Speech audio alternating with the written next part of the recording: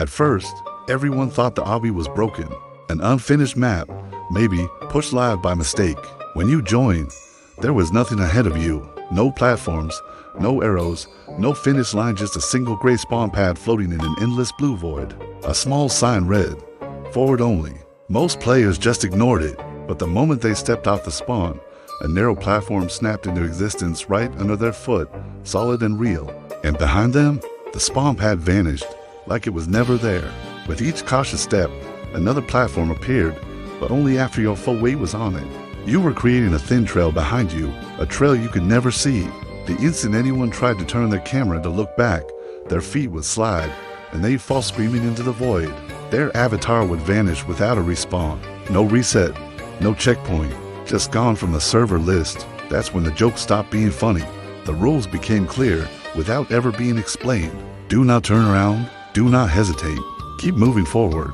If you stopped, the platform beneath your feet would start to vibrate faintly, as if it were annoyed. The longer you stood still, the louder a low hum grew beneath the silence, like the world itself was waiting impatiently for you to make a choice. So, players learned to move in a careful rhythm. We spaced ourselves out so no one clipped another person's invisible future. We discovered that confidence mattered.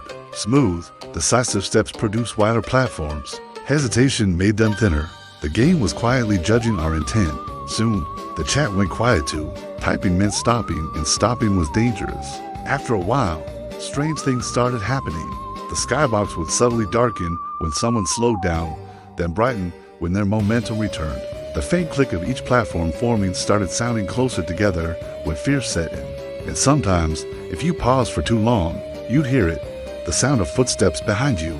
Impossible footsteps, because nothing was supposed to exist back there anymore.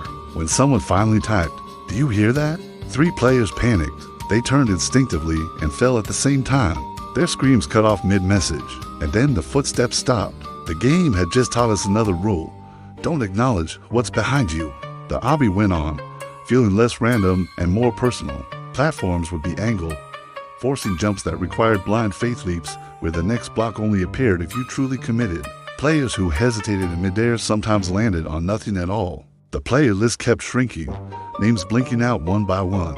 Then the game itself started speaking to us, not through chat or NPCs, but through small gray messages at the bottom of the screen.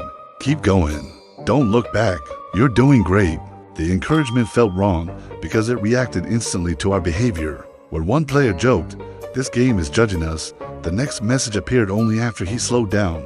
Don't do that. His platform narrowed so suddenly he had to rush forward to survive. He apologized in chat, as if the obby could actually hear him, and the messages softened again, as if it accepted his compliance. By then, it was obvious. The obby wasn't just building a path for us, it was erasing our retreat.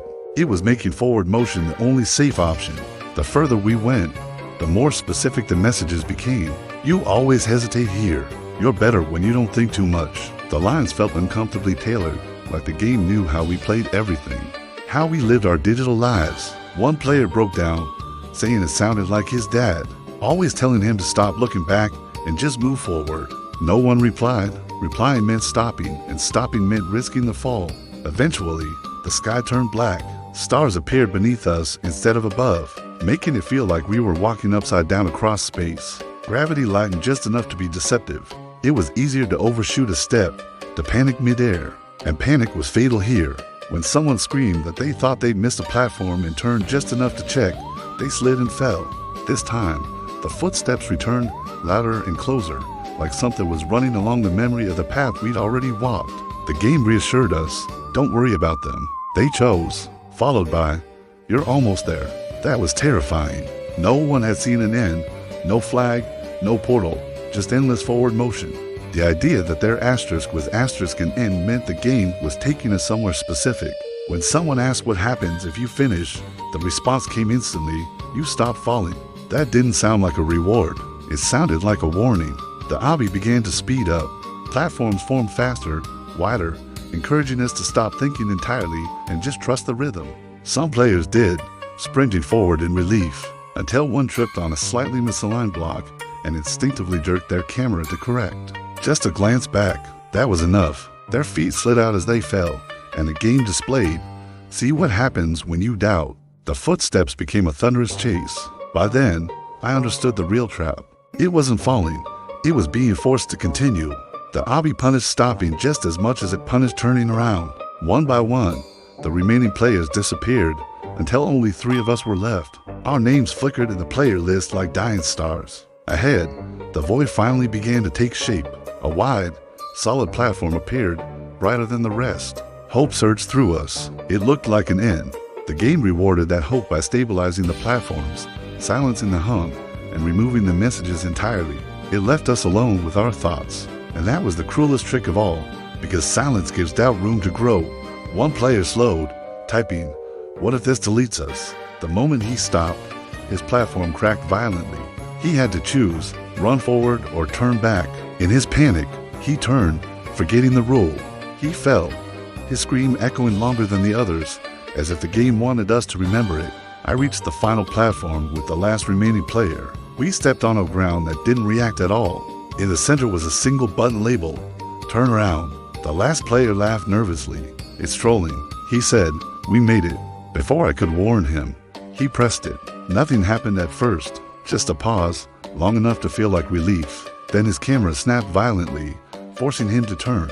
Where the void should have been was a massive wall made of every platform we'd ever stepped on, fused together into a towering, infinite structure. And from within it came the sound of countless footsteps, all layered together.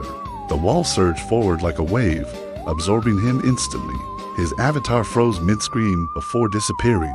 The game turned my camera forward again, automatically, and displayed one final message. "You understand now." The platform extended ahead of me once more. A single block formed at the edge, inviting me to step. There was no true ending, no completion, only continuation.